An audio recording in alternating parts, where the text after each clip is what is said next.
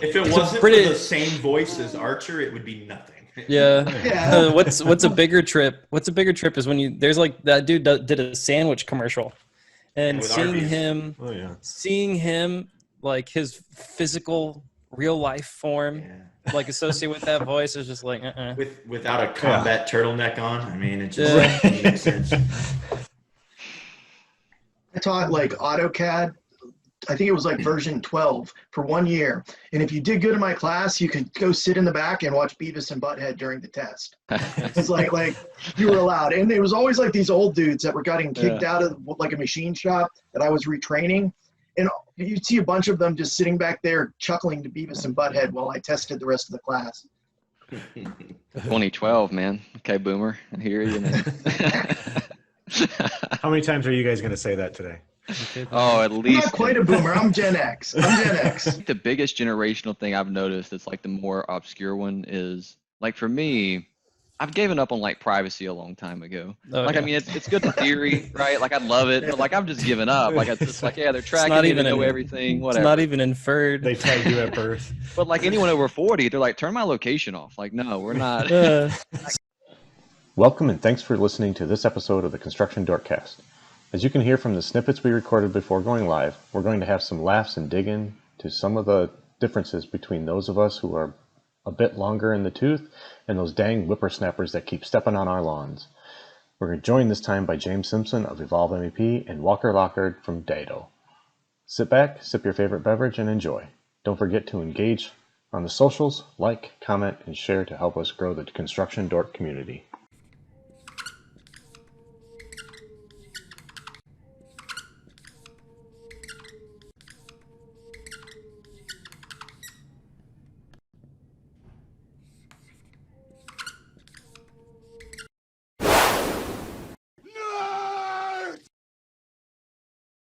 What episode are we on? Episode 7? We're episode 8. 8? Right? No way. Sure. No. Hold on. It's 7. Fake news. Oh, we should have done that live. Lies. You lie. Apparently, Are we 7? Wrong. I'm trying to get to our website. I think it's 7. I think it's. We're on Spotify now, too. Oh, Yeah, big news. good deal. We got that Rogan contract. Yo, we get that Rogan contract. We got that Rogan money now, man. I'm in. We're all me gonna that. I move was down so to upset Texas about with- that. I was like, let the man get paid, man. I was so pissed, though, because it meant I had to go to Spotify. Yeah. But, He deserves it, though. And you don't get to seven, scroll through the comments, right? all right, they're texting us. Did we start the show? You guys ready? Yeah. Episode 7. Episode 7. Don't screw it up. It's episode 8, 9, 10, 11. Episode. Well, whatever. good afternoon, everybody. The jokes are already starting here, so this is going to be a really good one. And it is episode 7. I've now been checked by my fact checkers here.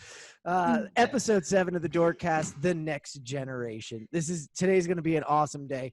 Jonathan Marsh is going to help us out as being your MC for the day. We have 2 fantastic guests with us that I'll let them all introduce themselves, but let's start with the dorks and start with your man at the wheels of steel today, Jonathan Marsh. Why don't you tell us what you're drinking, where you're coming from, and, well, what's going on? I am coming from the bridge of the Galaxy Quest, which was like definitely one of the favorite Let's Mess with Star Trek movies. And this has been a tough day, so I'm doing like a Highland Park 12. This is like the most smoky, peaty, scotchy scotch you can get that's not like super expensive. And I love it, and it's awesome. And I love the fact that we're finally going to get to talk to people who did something very similar to what I did when I left Spader, so it'd be fun. Should be very fun. I agree. Travis? Yeah, I am here in northwestern Illinois, and I'm drinking another beer from Generations Brewery here in Freeport. It is called, if I find the spot here, it's called Hella Good.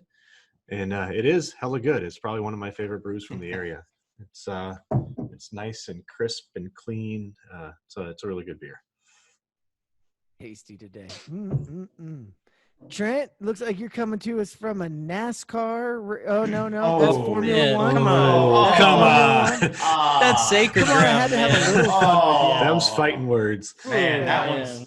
I'm coming from not far away from the house right now. I'm coming from the Indianapolis Motor Speedway, where Indy 500 practices are going on, and fans are not allowed. So this will be the first Indy 500 that I have not been to in a very long time. So I've got the background up, trying to live it when I can.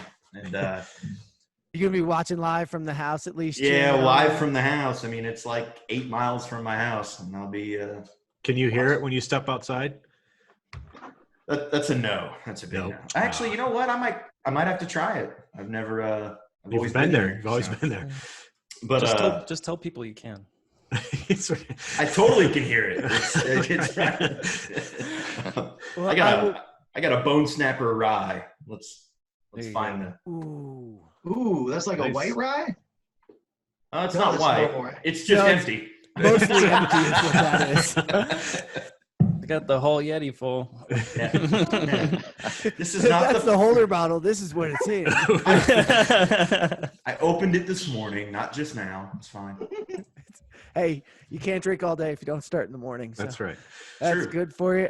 And I'm really excited to have you on, Walker Lockard. Why don't you say hello and tell us what you're up to and drinking today? Yeah. Howdy, everybody. Walker Lockard. I am drinking.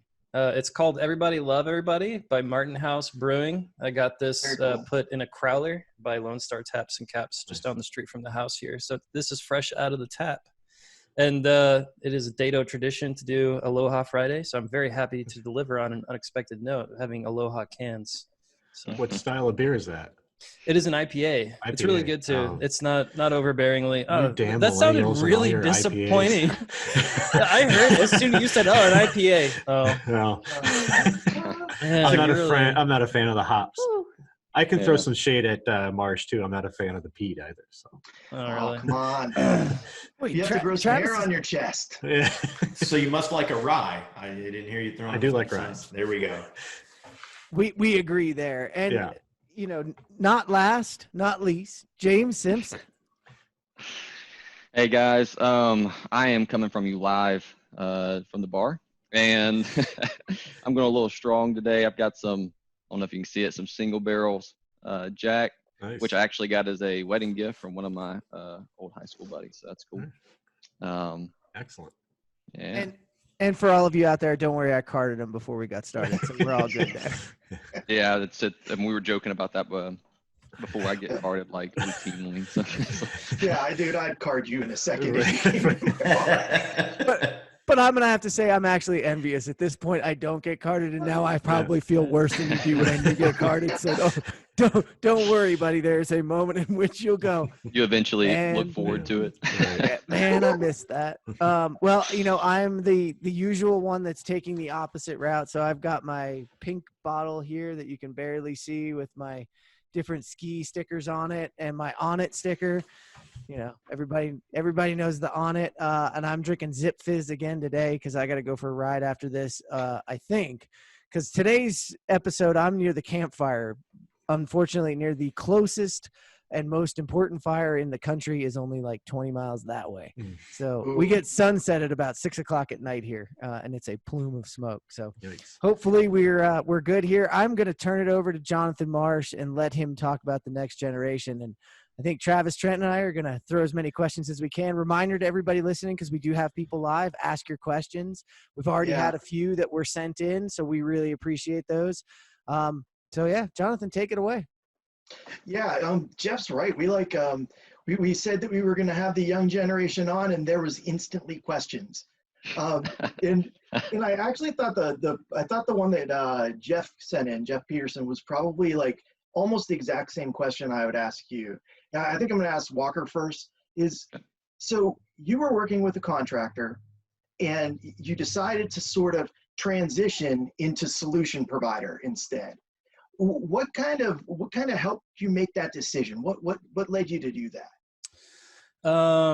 So first of all, if you've ever met Jake Olson, you know he's a really good guy. And so in job shopping, if you will, it was really looking hard and heavy to work with people that I really liked and knew and had a lot of respect for. I didn't want to go to work for anybody that I didn't know.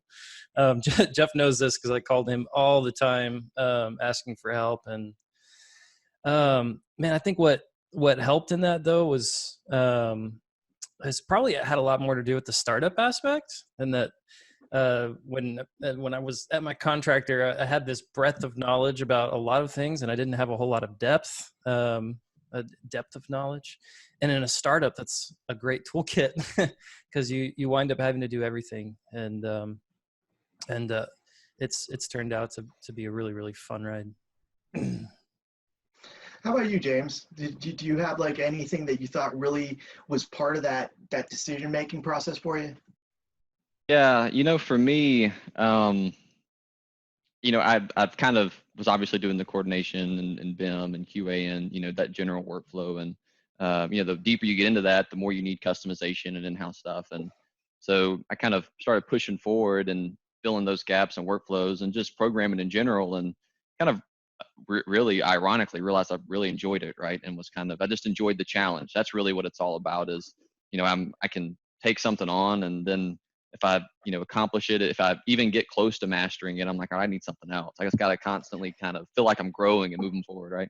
So that's kind of a lot where it came from. And, I went to MEP Force the year prior and met Brett Stacks out there and just saw the opportunity come up, and it was something I was interested in, and just kind of decided to switch sides, right, as far as construction to the software provider side. Isn't it funny that like everybody kind of thinks of it that way? Because I did a little bit of side switching too with Mr. Bone there about a year ago, but it really isn't switching sides. It's that we like, you hit this point where you realize there's not a lot that you can do sitting where you're sitting. Right. And there's this big opportunity over here to sort of reach out and do something that's more into that. But I hate to rewind it on people, but I forgot to ask, and this is definitely where I should have started, is what made you guys want to get into construction in the first place? Because literally you're younger guys, we're always talking about this gap of people that aren't coming into the workforce that are exactly you, by the way. What made you guys say, I would like to, sort of move into construction before you even thought of moving on to solutions, I'll take a first shot. So for me, I did this drafting class in high school, more of just filling a credit than anything, because you have to do, work-related classes, like 2 of them or whatever it is.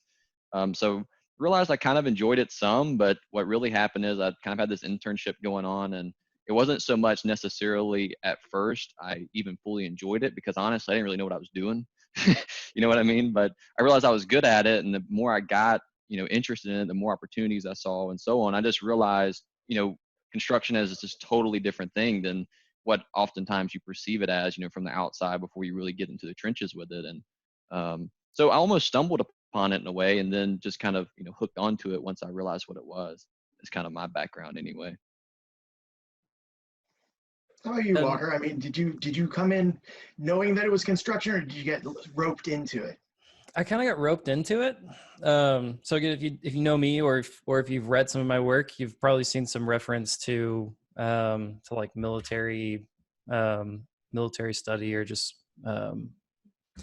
so basically in college, I was actually planning on going to the militaries on an ROTC scholarship, and I was medically disqualified in my junior year, and I just so happened to be studying construction, which I didn't think I'd be going into construction at that point in time. Because you can major in underwater basket weaving and then be an officer in the Marine Corps, no problem. And so yeah, no, I just happened. I was doing this degree plan in construction, and managed to land an internship pretty quick out of the gate after I was medically disqualified in oil and gas pipeline construction. And and I learned that I learned that I had an interest for the construction process. I learned that I had an interest for improving construction processes. It was I did a lot of things during that internship that were very construction technologist like. But it certainly grew a lot more after I graduated. I went to work for Polk Mechanical, and I was assistant project manager for a while and drafter for a while. Did a bunch of other things there, and eventually a technology specialist. So it was really kind of like by chance, almost random. I was literally just on a degree plan that I could manage with a job and ROTC at the same time. Construction was that, and I guess the rest is history, as they say. I know, Travis, you had said that you thought that construction, one of the biggest problems we have in it is that it's got a bad rap. It's got, sort of bad messaging out there. What would you ask them about that? You know what I mean? Like in terms of what you're kind of seeing in the market. Yeah, I mean, I would probably just ask you guys. I mean, is my perception correct? You guys all know I came from outside of industry, and I joke with my own employers here. Like until I applied for the job, I had no idea what they did. It was just a building here with a big mechanical logo, and we were never, unless you got approached through high school job fairs and stuff to actually talk to the people recruiting for the trades, you really didn't hear too much about the construction sciences and stuff like that. I mean, is that still kind of the case for you guys? Are you still seeing the same sort of thing out there? Because like I said, I always liken it, Walker, you pointing up the military thing. Like if you remember back in the mid to late 90s, there was a whole rebirth of marketing for the military, right? You had Army of One, you had all of that stuff. I always think that construction needs to do something similar to get the awareness up. Yeah, I wrote a whole piece about it, essentially saying that to me, one of the biggest issues is just that lack of information, right? And I think it's also inadvertently caused by the school system pushing college degrees so much, which really comes from that mindset of like the mid 2000s, right? Which is still valid. I mean, obviously degrees completely have their place, right? But they're so anxious in trying to push that education route that they also forget that trades in itself is also an education, right? And there really is a career there, especially as it continues to advance with technological innovation and et cetera. So I think it's kind of a two-pronged problem. One in just like lack of information, but then also just a general misconception even within the school system and educators. Well, to carry that on, James, if you guys didn't know, I brought this up, Travis, when we were talking with Kurt, and one of the guys from Kurt was like, yeah, and well, actually the real problem is, the KPIs for guidance counselors are completely based on people going to college. Trade schools aren't considered Right. that. So if you change, go to old Nathan Wood, tell me how I'm measured, I'll tell you how I act. Well, that's how they're measured, so that's how they're going to act. Until we really transform that at the legislative level, it's really going to not change. And so it'd be like telling you, I want you to get more into BIM and more into prefab, but the more you stick build is how we're going to pay you more money. Well, you're going to keep stick building. It's just the way it is. Right. Like, right. And I think it's interesting, but we have a few questions, and I want to start off with the questions. And first one is my favorite. Travis, you got to ask it, buddy. Well, I was going to let Trent do it, but I'll take it unless Trent wants to. What Walker? Ask Walker where the ficus is. Where's the ficus? Where's Walker? the ficus? Come on, man. Well, the last that I had of the ficus was a few leaves and some rotten foam from the 1990s that kept it stuck inside of the little pot that it was in. And I traded. That was in the floor of my Passat that I traded in a few months ago. So all that stuff's probably in a landfill somewhere. Right. Fun fact about the ficus, it wasn't holding up too good. The road really did a number on it, and the ficus probably was older than me. I'm not even that's not an exaggeration. We literally, it was like we found this ficus, and it was like we need an ironically titled like rip off of a corny television show like to emulate, and which of course is the between two firms. And like, right. We've got a ficus. Yeah. Looks like DJ's commercial. upset about that. I think answer. we may have just lost a fan. DJ's. I'm so sorry. We really, that ficus is better off without me in its life anyway. It was an abusive relationship, and he's revoking your DOI. Right. Yeah, no DOI for you. We didn't even cover that. Walker last year had the honor of being the inaugural Dork of the Year. We actually gave him an award and everything towards the end of the year when we had our meeting down in Dallas. So I'm surprised that's not displayed right next to the ficus. So it's a clear plaque which is also a convenient mask for, I just forgot to bring it home. I'm podcasting from home, but it is on my desk in my co-working space for people to ask about. So to swing it back to to swing it back to a more serious question, Mark Fly did ask, how many of us here have field experience? So I can't count myself among that. Yeah. So I do. I guess I can lead up. Before getting into a technology role, I was a plumber by trade. Went through a union plumber apprenticeship and was a plumbing apprentice, plumbing journeyman, plumbing foreman, and then found my way into a technology role at North Mechanical. So plenty of field experience. Yeah, I'm much of a plumbing side as well. I mean, I've done a little bit of piping and plumbing and stuff, but as far as the commercial side, and I've done a lot in the residential, like running sewer lines and putting in septic systems, that kind of stuff. But a little bit of the commercial stuff, but mainly that on the commercial side, it was more of just realizing I need to get out there and interact with the crews and build credibility, and then also understand, well, I can't install that, I can't get a lift there or whatever. Getting some of that more, because residential and commercial kind of are the same thing, but there's like a lot of nuanced differences, especially when you start scaling it. So just trying to get out there and see that, but a little bit. Hey Walker, you didn't raise your hand for having field experience, but I remember you working at Polk, and I remember you asking me questions that were basically based on the fact that you were spending all day out in the field as a technology training. Yeah. And I realized that doesn't really fit perfectly the question, but in terms of being a software provider or solutions provider at this point, that really does help. Like if you spent a lot of time out there with the guys on the job site, what do you think you guys learned spending? Because I know you did the same thing, James. We had talked about it. What do you guys think you learned from that you brought with you as you were moving into providing solutions? You know what I mean? Well, I mean, watching someone else use whatever you've created or whatever you represent will blow your mind every single time. I learned that I set up this whole nice like iPad dashboard thing. It was beautiful, it was wonderful, pride of my life. And watching somebody do like markups, or just in general, like if they wanted to bookmark a place, well, literally what they would do is they'd zoom into where they wanted and they'd screenshot it. And then they'd go to their gallery, their photo gallery on their iPad, and open up that photo every single time.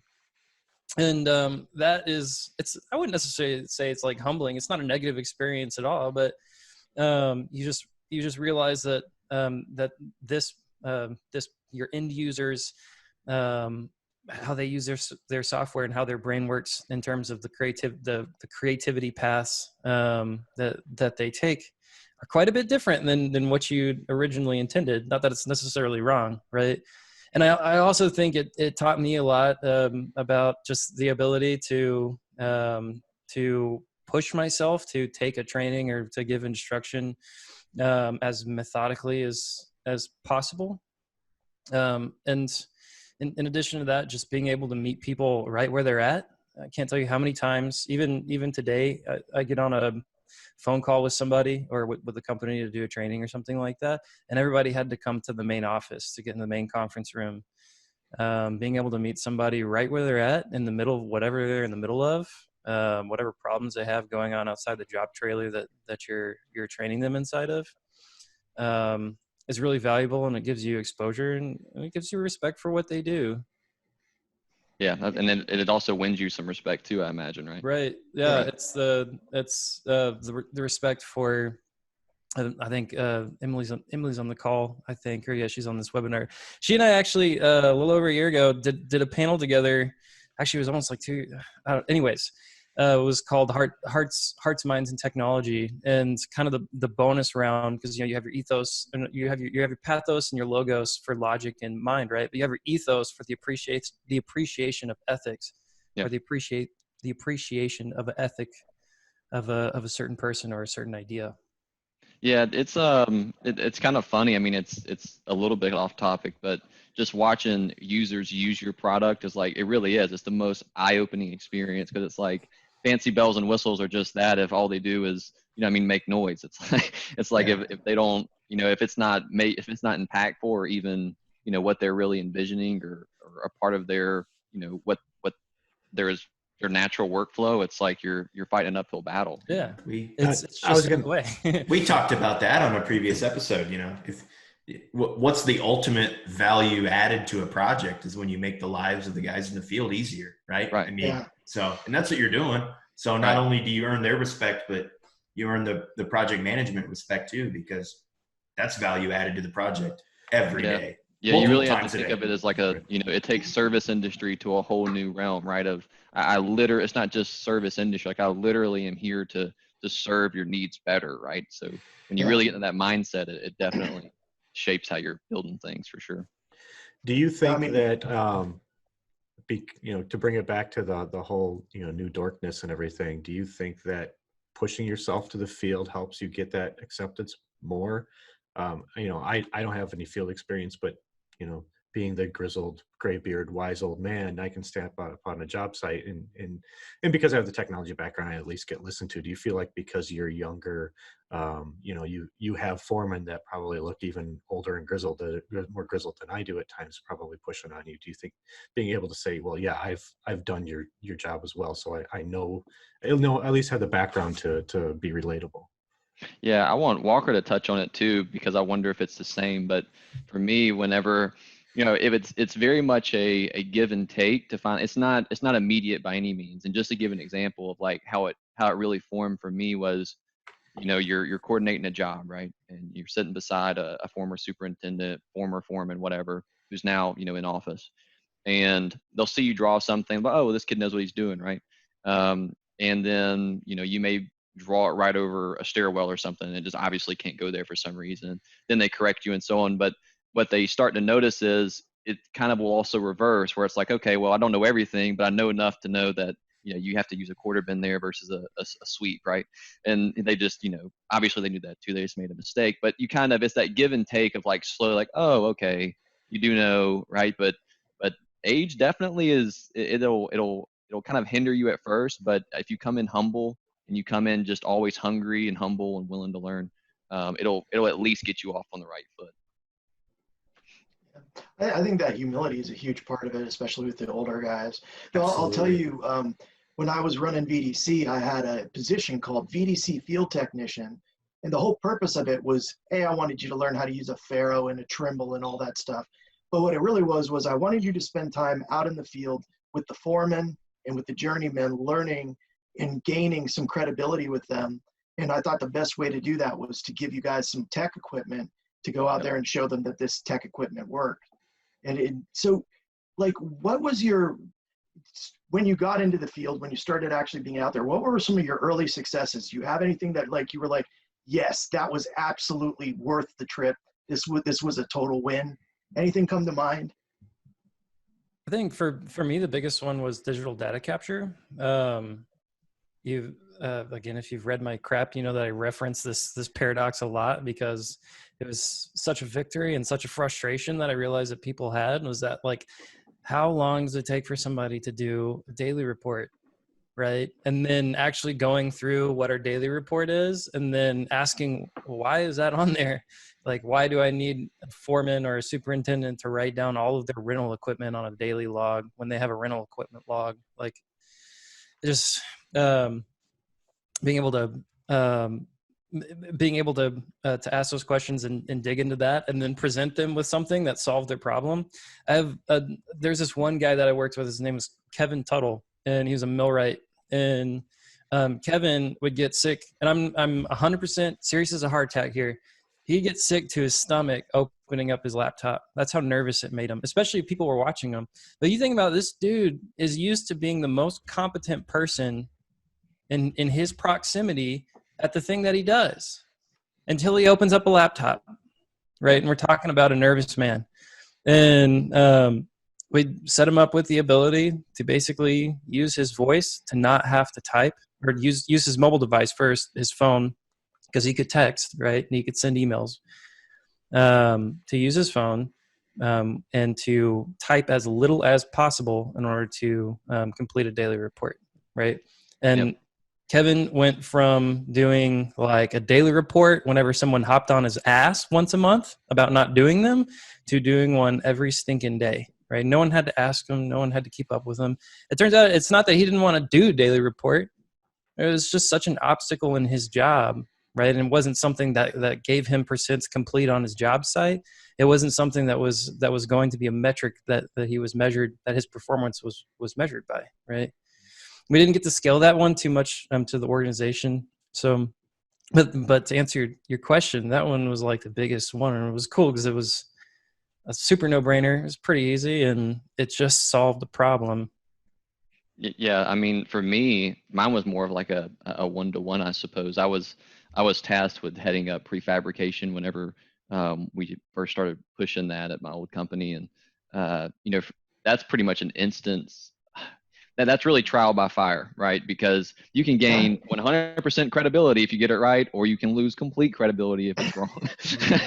So it was a lot of pressure because I was very much still, even for the most part, learning code at that point, as far as actual plumbing code and that kind of thing, and trying to make sure and check. And but that for me gained a lot of credibility because it's coming out, it's right. So they're essentially seeing that, okay, well, it is right. And then they start seeing all of the productivity enhancements, right? Of going down from, 1 hour in this area to a 5 minute, throw it up and be done kind of thing. Making their lives easier, right? And that for me was my biggest, I'd say, credibility that I got, was just prefab. And if I can kind of, I might be breaking the rules a little bit, but I noticed that Lillian posted a comment, or it was kind of a question, but also a comment. You don't run this show. Oh, do I need to step back from the Iron Wheels? Go ahead. You give him one award. I don't see a focus. I mean, we can not talk about it. It'll be really awkward now for us just to ignore like it. I didn't bring it up. No. Lil mentioned, she said, this is great insight from James. I don't think twice that men have an issue with building credibility like women do.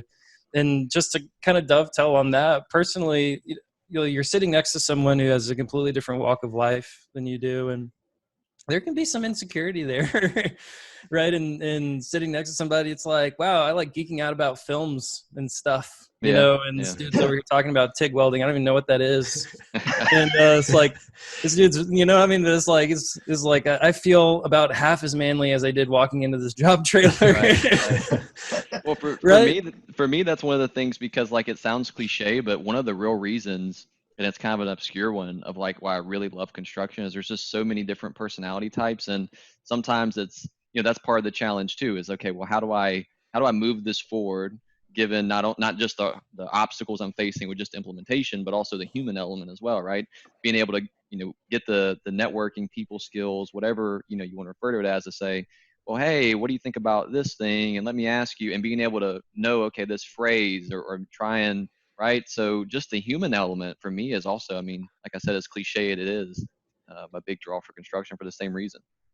So I don't think that's cliche at all, man, because I meet a bunch of people that I would say qualify as dorks. Half the problem is a lot of us are naturally introverts, and to do our job right, we gotta reach out there, and we gotta connect with people, and we gotta change. When you're on a job site and you hear about technology and they're saying how bad it is and how it never works, you have to change that whole narrative for them. Mm-hmm. So you're like being injected into their society and changing that idea too. And that's just as big as bringing the right answer, is changing it. Because I know for me, I'm with you, Walker, from the standpoint of if I look back at my favorite wins, they were all something really small that was really effective. It was like 2 lines that you could say to somebody about technology, or one, like, use a different tape measure, is, that level of stuff. That always feels huge. Yeah, right. That's always feels huge. Well, and I think think about 911, right? Like, how do you know that you're going to get help if you call 911, right? It's tribal knowledge at this point, but it's like, what told Kevin Tuttle that if he calls me, he's going to get help, right? Like that. Just the reliability, and the trust, et cetera. Yeah. He's going to get help. Like it's squared away. It's taken care of. It's not a question that he's going to get taken care of.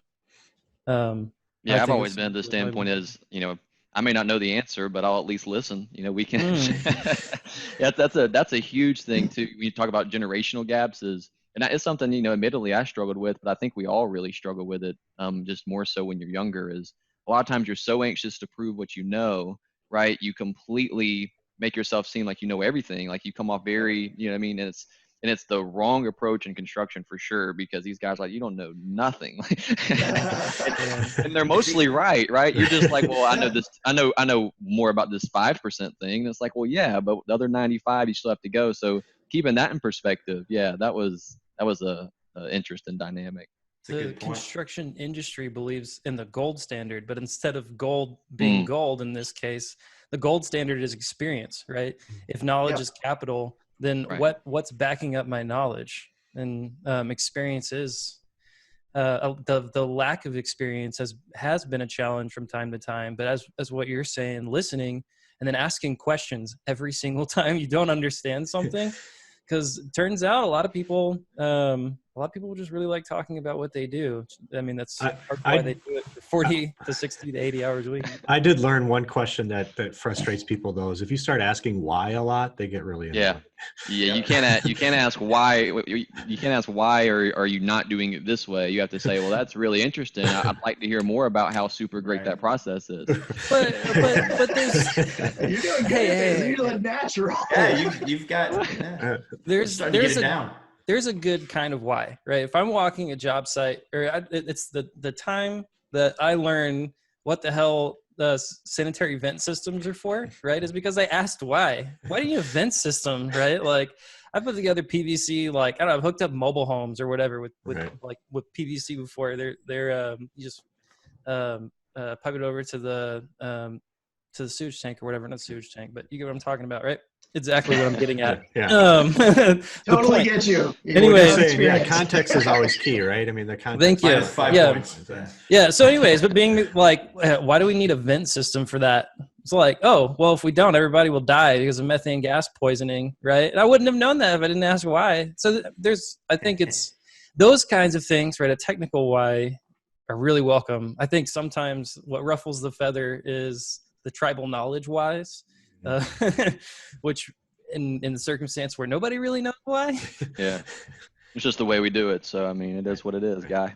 Because so and so trained me to do this, and that was trained by so and so, and now, Hey, I just want to point out that Walker, since you took it upon yourself to answer a question from the Q&A, I just want to say that you chose to answer that question over Jake Olson's, which came in earlier. I don't know. I spend how well that's going to sit with Jake every day answering Jake's questions, man. He can Bad cool PR it. Move, Walker. This is my time. You might, any other companies that are looking for right? Customer success managers.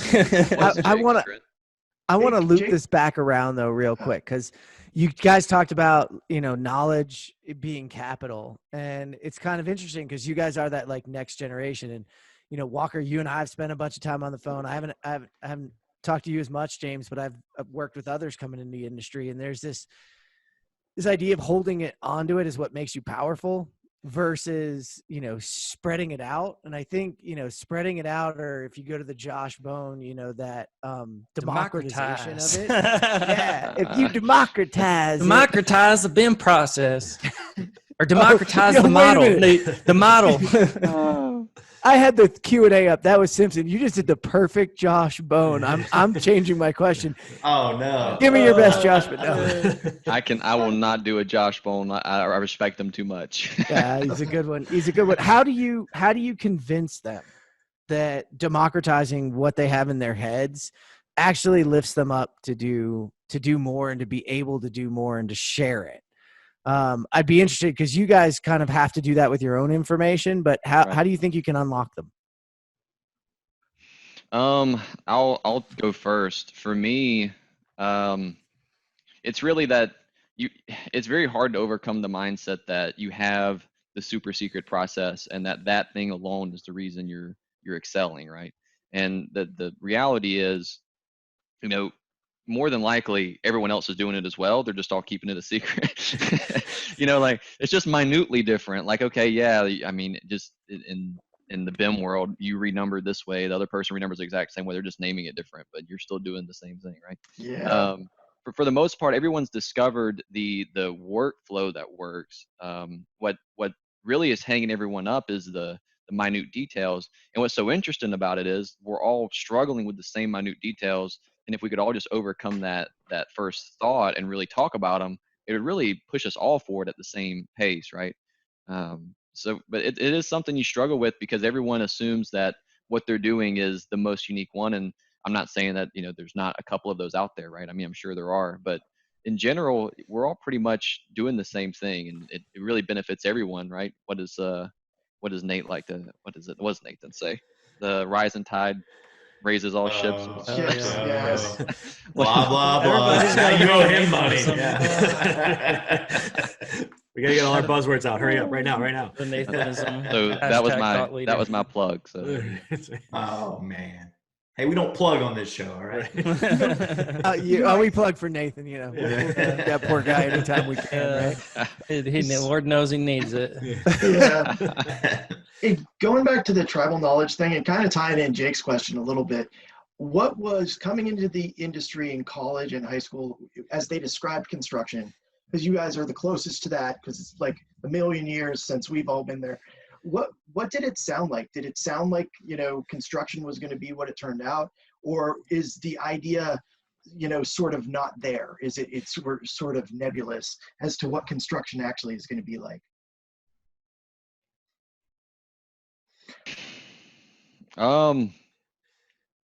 For me, it's it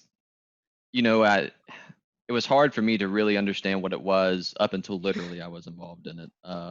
It's very much but once again, it's the PR problem, right? But I don't really have too much more to offer on. I mean, for me, it's pretty much as straightforward as it just has a PR problem. But let Walker take it away.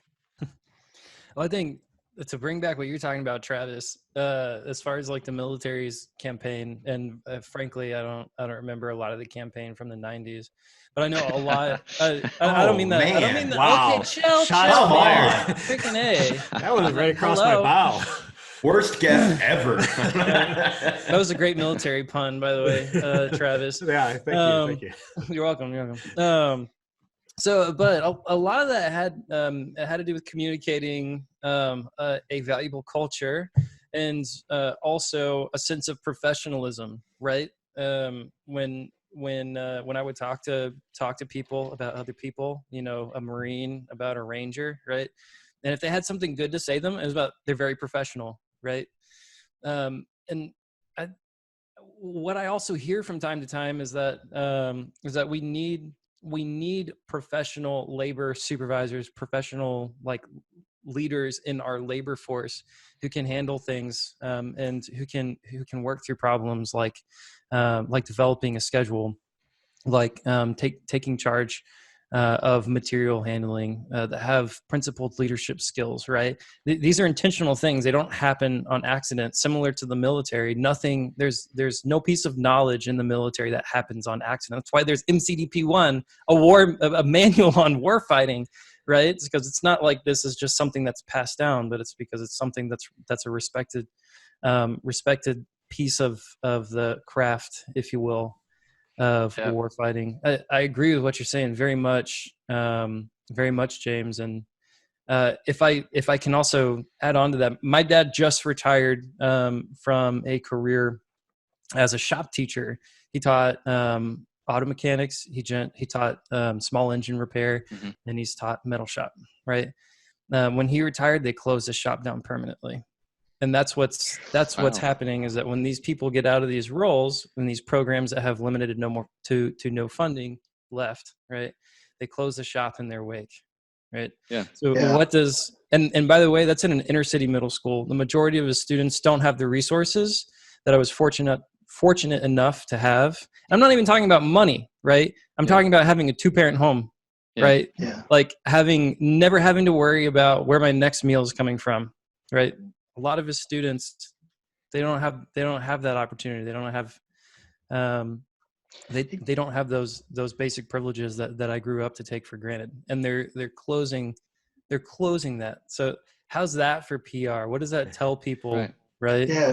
Well, I feel like James, you touched on it earlier, like even towards the mid to late 90s, that's how old I am, Walker, is the push, the story always was get a college degree, and that continued on into the 2000s. So, but everything, it seems, if you look back at history, everything's a pendulum, right? It swings back and forth, and we've definitely swung really far this way. So, so do you feel like it's going to swing back? Do you feel like we're going to come back to the middle?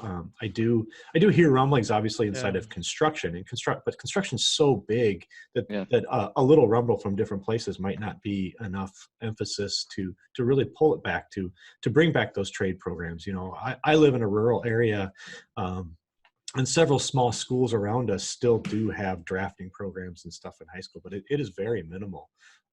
Do you feel like that's coming back? I think what it will really take, I think it will, providing that, the perception changes of, a lot of students, especially in our generation, we're a lot more tech savvy. We're a lot more, the old saying, kids don't play outside anymore, et cetera, right? So just following with that very broad stereotype, a lot of them are not really wanting to work out in the heat all day, right? They're not wanting, and it's nothing wrong with doing any of that. There's nothing wrong with blue collar jobs. What's really interesting is the mindset of, well, I'd rather not do manual labor. And what's really interesting about blue collar jobs is they're much more transitioning to a white collar job now. And once again, very stereotypical, right? But you're using tech. You can swing a hammer, but more than likely you're probably using a piece of heavy machinery to put it in mass, right? Or et cetera. It's automated in some way. So I think as that kind of progresses, especially not only in construction, right, but mechanics, whatever it is, as that tech kind of gets infused in there, it slowly will become that. I think the perception will become, it will take care of itself, right? As you go into your mechanic shop and you see those things, right? It sounds like you're talking like a meeting in the middle. Like we're pushing tech because we're lacking people, but the tech might be the will bring people. Draws. Yeah. I mean, we can't fix the weather, but we can fix what makes the job hard. Right. We can fix the, and that's what's going to help to draw people back into that mindset, I think, because labor shortages are a real issue nationwide. I mean, probably worldwide. Can I plug a book real quick? Because we've talked about a couple things that. As long as it's not Nathan's book. I thought we weren't plugging. But we talked about understanding the guy that's in the field. I was in my shop once, and the guy who was doing our mechanics walks up to me and he says, he's talking to this other guy, and I'm listening in. It's this deep conversation about understanding sort of the knowledge culture versus the hands-on culture. And I butted in, and he says, "Have you read Shop Class's Soulcraft as a book?" And I hadn't ever heard of it. And so go down, I get this book called Shop Class's Soulcraft. And I read through it, and then I had to read through it again because his vocabulary is bigger than mine by such a huge amount. And then when I finally got it, though, I was like really, really humbled in the way that, James, you're kind of talking about, by the art of being a mechanic, the art of going out there and building things. And I had a much better understanding of when you ask, how are we doing? We look at a report and we print out a lucid chart, or we, have some BI that shows us, and they point at the wall at the plumbing and go, does it look good? Yes, it's good. And I plug that book for any contact that's trying to connect people in the field. Read Shop Class's Soulcraft. It's a phenomenal book. I don't agree with everything he says, but if we're all basically in that book, we're all the knowledge workers, right. and they're sort of feeling the pinch of us forcing certain things in on them. Read that book and you'll have a different feel on that. So that's my plug. I had to plug it because everybody touched on it, and I was dying. I was sitting here just dying to say. We split your royalty check, right? Yeah, right? Exactly. They're going to send me one right out. At least get 10%. I mean, something. Right. Although it's probably Walker's show by now. Yeah. Well, so I have the really tough question that also came from Jeff Peterson, and I was sitting here looking at it and wondering whether or not to ask it. But so, these contractors, including the one I left, are wondering, how do you get somebody who's a technologist, build them within their company, and not lose them to industry because of it's a real problem. It is, and it could really hurt us in terms of contractors don't want to spend the money now to teach people if they think they're going to walk away from the job. Yeah, I think typically who are your personnel who are primed to take on that role are going to be your younger generation, right? Just stereotypically trying to, take on your programming role or your technologist role, or in general most interested in it. And I think in order to maintain that within your company, and then I guess overreaching also the industry, you really have to have those advancement opportunities to continue, right?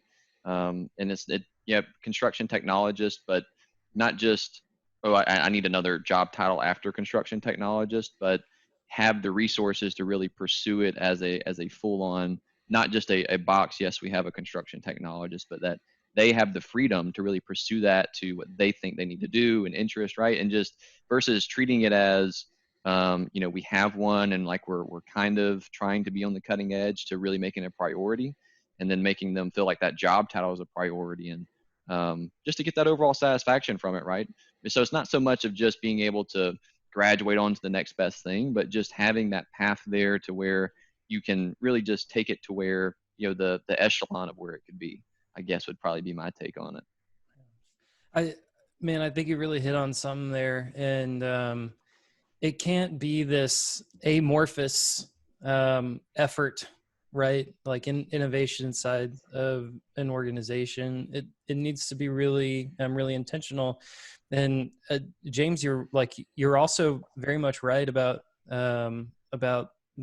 like young people getting into these situations. We have the ability to be creative with technology because this is the environment that we grew up with, right?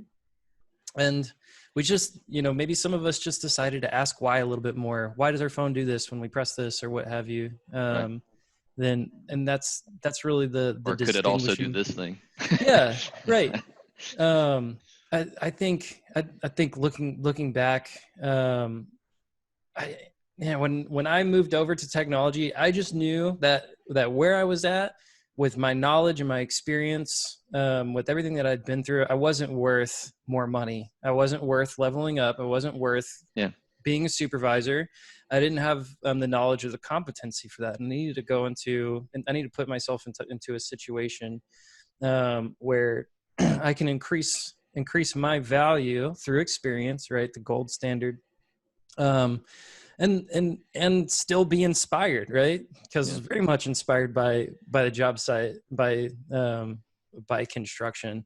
And I think a lot of that has to do with also if you're listening to this and you have a construction technologist, or this is something that you're interested in very very direct and involved leadership, intentional leadership, and that should be, by the way, like that should be the standard for anyone, right? Like in a business, I feel like is intentional leadership.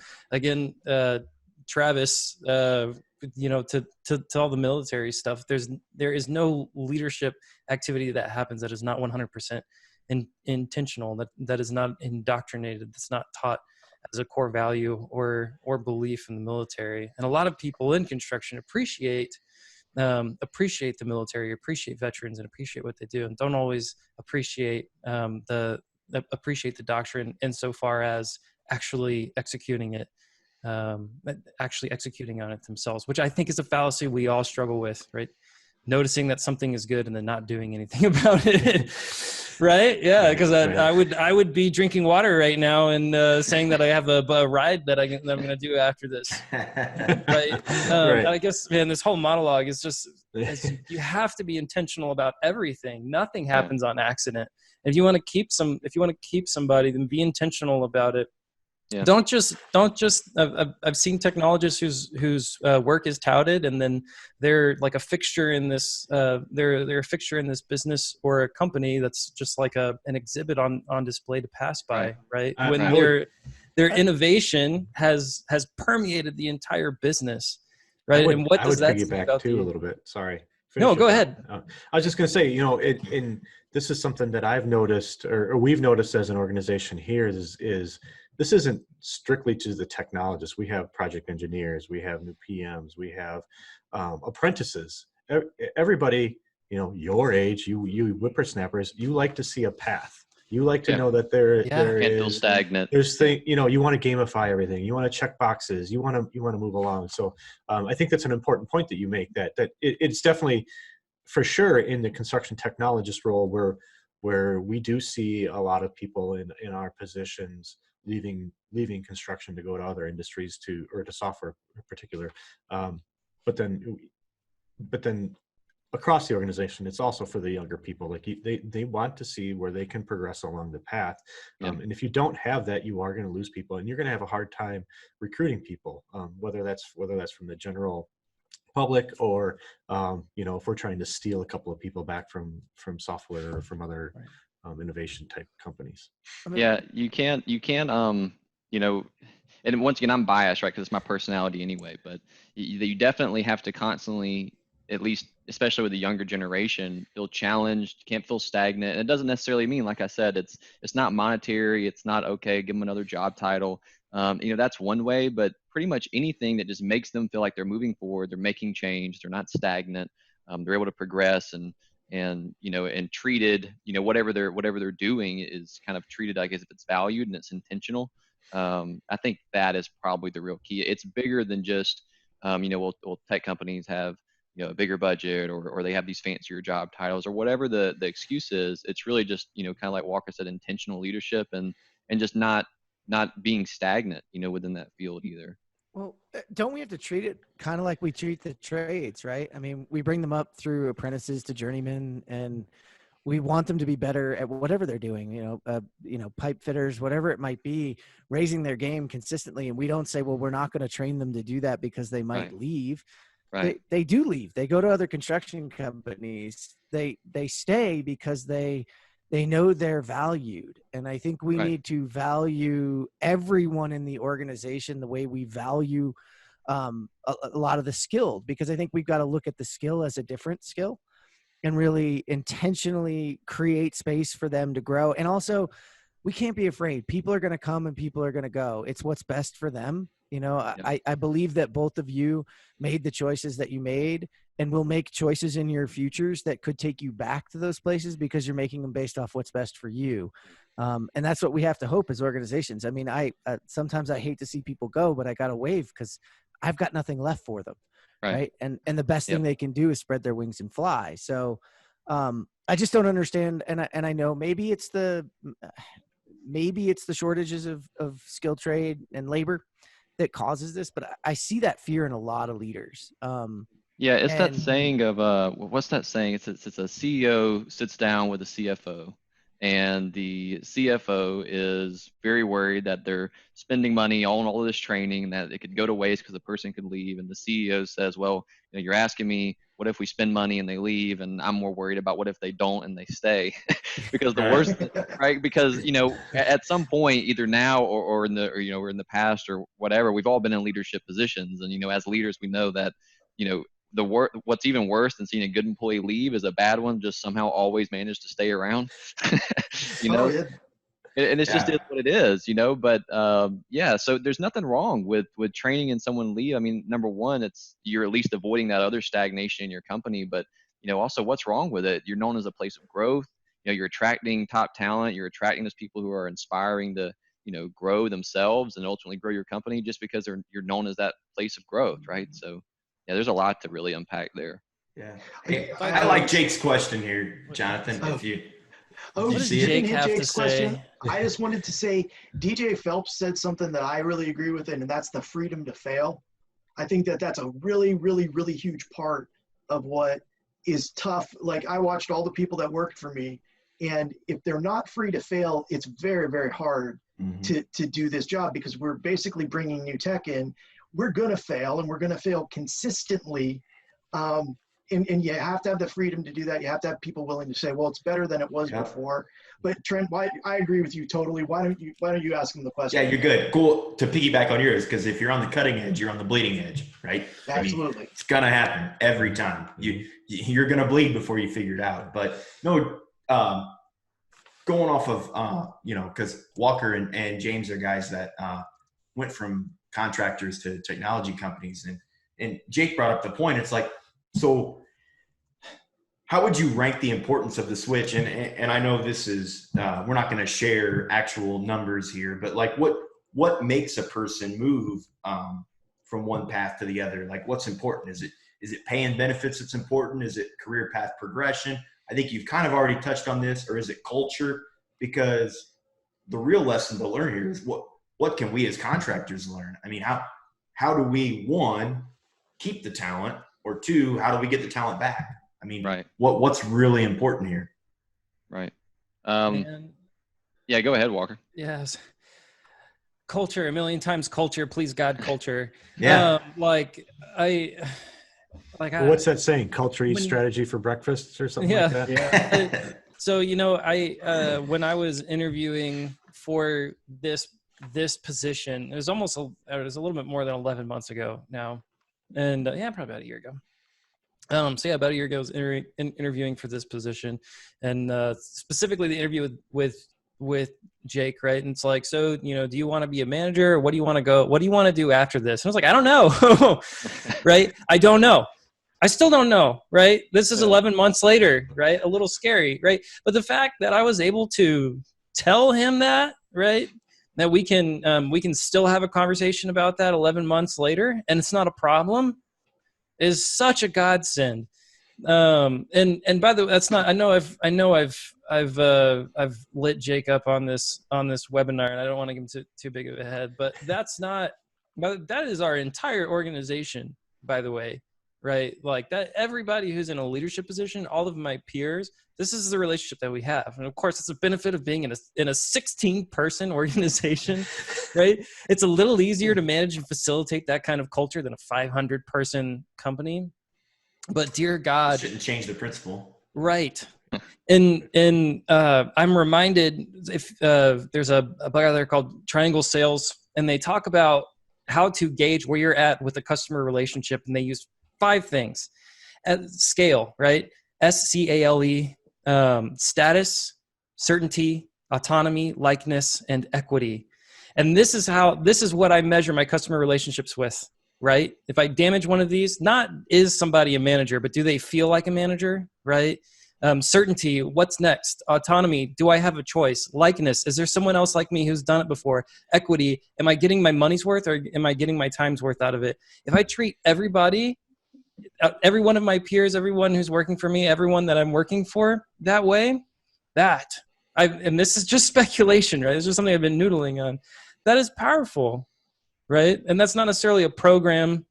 That's not like that's not like the Iditarod leadership book or what have you. By the way, I like Chris Fuller very much and I respect him, so it's not a diss at him. But that is a principle by which you can approach somebody, right? And that you can be intentional with these things. And when I think about my career, my career in technology and the culture at the company that I'm at, I feel really good about these 5 things personally. I feel really good about my status as an important part of this organization. I feel really certain about when I find out what I want to do, what I can do next, right?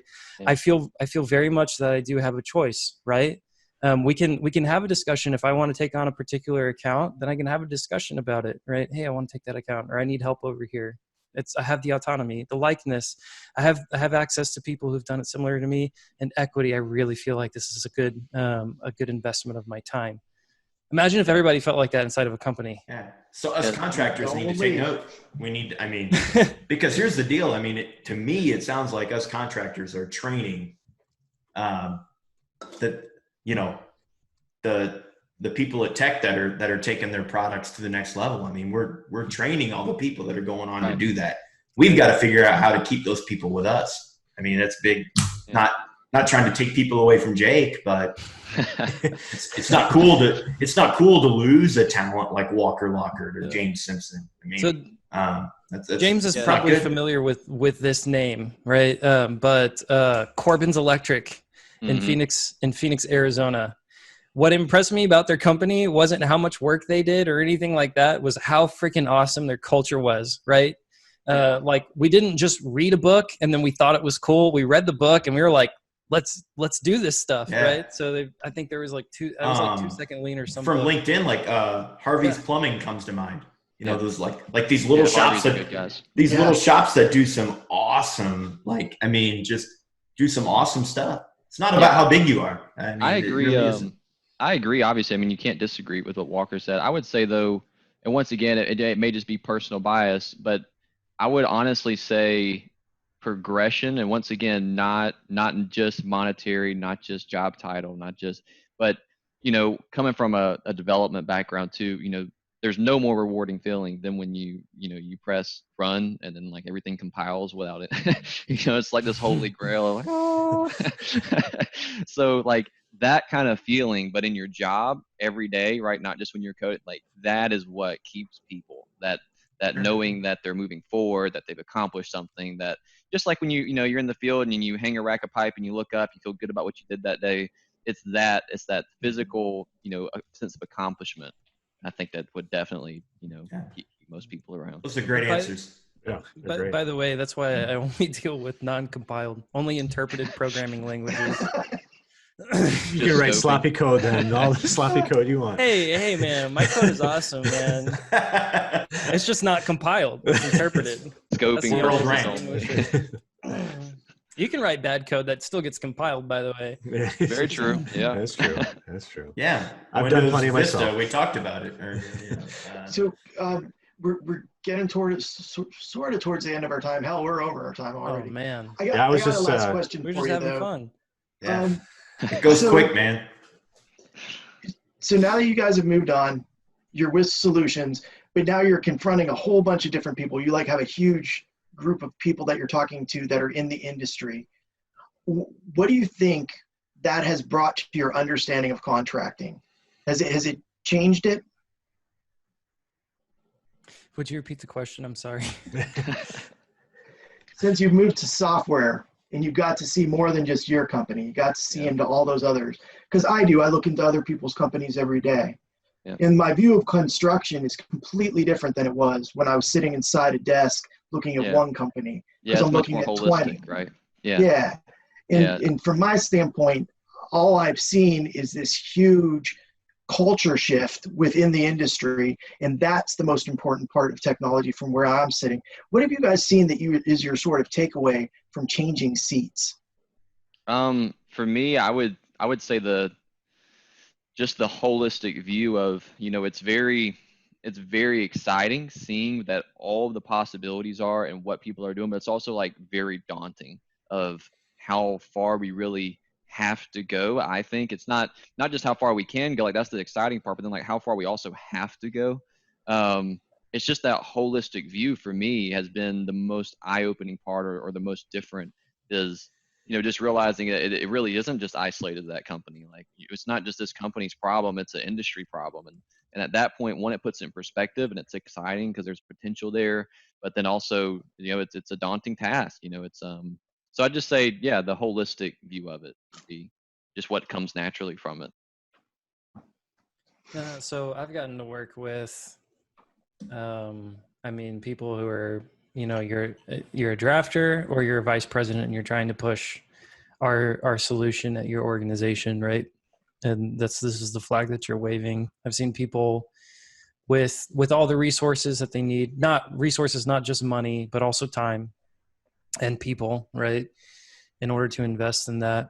And I think there's a couple of things that I get with that, right? I know it in my bones that at some point in time, I want to get back into the construction scene because I really miss being on a job site.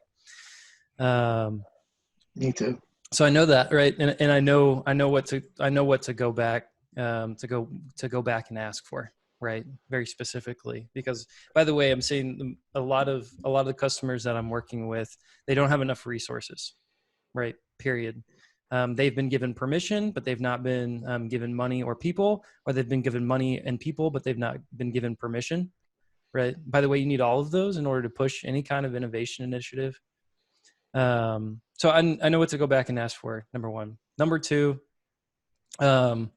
sometimes taking that holistic view, that zoom out look of a bunch of different organizations, makes you feel really bad about how you felt, when with the limited scope of what you knew, with wherever you're at or whatever situations you were in before. And I think being able to see that out a little bit gives a little bit more respect, I guess, from the macro standpoint. And when you're stuck in the micro, just trying to push the tech inside of the org, it's impossible to see, right? Or it's impossible to understand. And I think it's given me a lot of respect for that I have now, both as a career CSM and hopefully might have in whatever future career would be for me. I was going to go back and put my old consulting hat on too. I would say one thing that I learned in other industries is when you peek behind that curtain, you realize that everybody's just as screwed up as you are. Yeah, and it's kind of a little bit reassuring. It's a little scary sometimes when you look at multi-billion-dollar industries that are still, we complain about Excel all the time, but you have major, Fortune 100 companies that are still passing around spreadsheets. It's humbling, huh? Yeah, and you're not, I'm not, I'm like at least everyone else is having the same problems. That was like one of the that's the biggest benefit I think we all and for that matter everyone gets for going to conferences is you'll learn a little bit, you get good networking and stuff with new companies and stuff. But mainly you know that you're not alone in whatever you're facing because there's at least 10 other people having the same problem. Yeah. Why we started the show. Right. Literally why we did it. By the way, like I feel like I've done the gold standard. I've been able to convert networking to the gold standard. I feel like in my career. I'm serious. My gosh. No. I'm serious as a heart attack. It wasn't. It was. And it was a number of things, right? Because Jonathan, I talked with you about this position, right? And you said I like him. Yeah. It's a great opportunity, right? If I didn't get that checkbox from you, forget about it. You know what I mean? Screw those guys. But you said they're great. Hey, but that's how it is. You laugh, and that's how it is. I totally get it. Exactly how it is. For sure. As us millennials say, it be like that sometimes. Dude.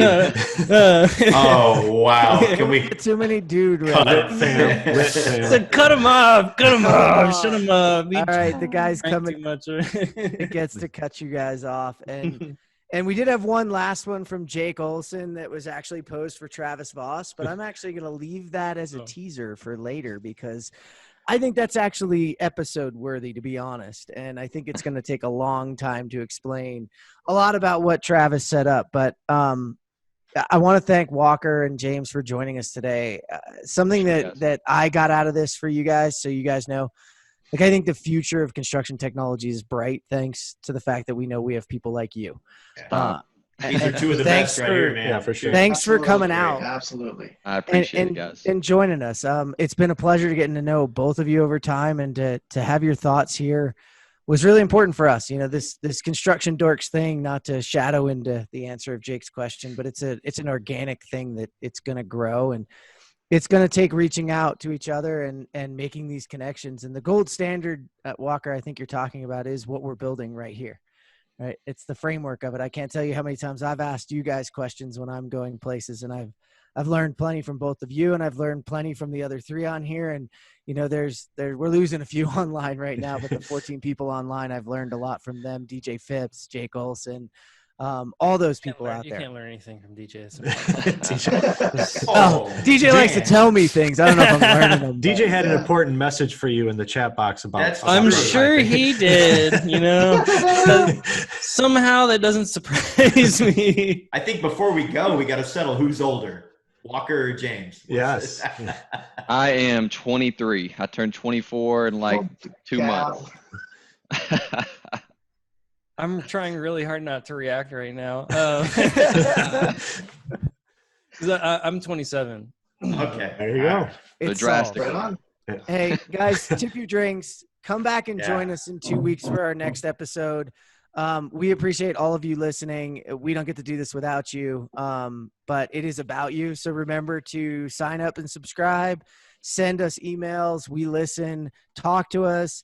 I don't care if you send up smoke signals at this point. Just tell us what you want to hear about, and tell us why you want to be on the show and what you want to talk about. We're here for you guys. To each one of you, I appreciate all your time, and we'll see you next time.